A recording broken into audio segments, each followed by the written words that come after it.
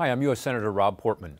As we approach the second anniversary of President Obama's health care law, I've asked some of my fellow Ohioans to submit some questions to me and some of their concerns about how the bill will affect them.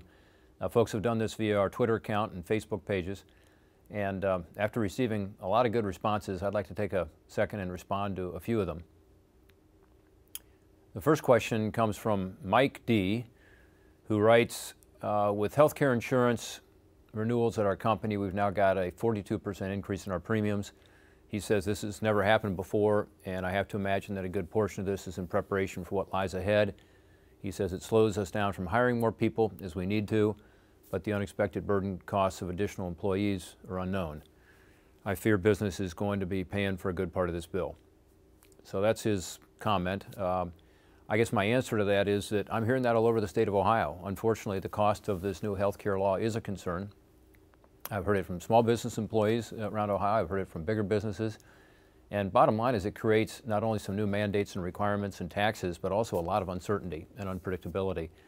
So when Mike says, this must be partly about what's going to happen in the future, I think he's right. I think a lot of businesses that I talk to are saying they just don't know whether they're going to be able to keep the coverage they have, and they're concerned about the cost increases. That 42% increase is awfully high. That's really a dramatic one, but a lot of companies are experiencing double-digit increases. And it's tougher to create a job. I was at a factory in northern Ohio, and the guy who is managing the company said, look, we're getting some more business. It sounds like Mike is too, but as we get our revenues up a little bit through more business, we're afraid to hire more people because we don't want to pay the higher cost of health care embedded in each person that we bring on, because we want to provide health care. So he said instead we're hiring part-time people and we're going overtime. So this is keeping us from having as strong a recovery as we'd all would like, and it's one reason I think it's been so tough.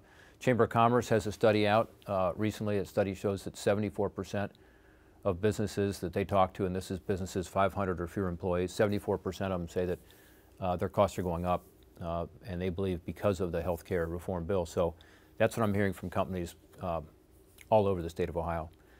There's a better way to do it, and there's a way to add more transparency and competition and more patient-based care where people have more skin in the game.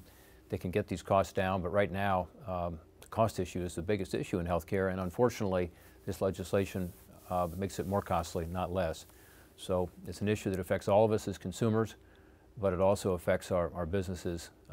And this comment is unfortunately something I'm hearing around the state. Businesses like Mike's is going to need to offset that lost revenue, and that burden is going to be felt by workers in the form of lower wage growth, fewer hours, reduced job growth. So we can't afford to stifle job creation right now. We've got to do everything we can do to get the economy moving again rather than another thing, and this is health care. It's making it harder to get this recovery going and bring the jobs back.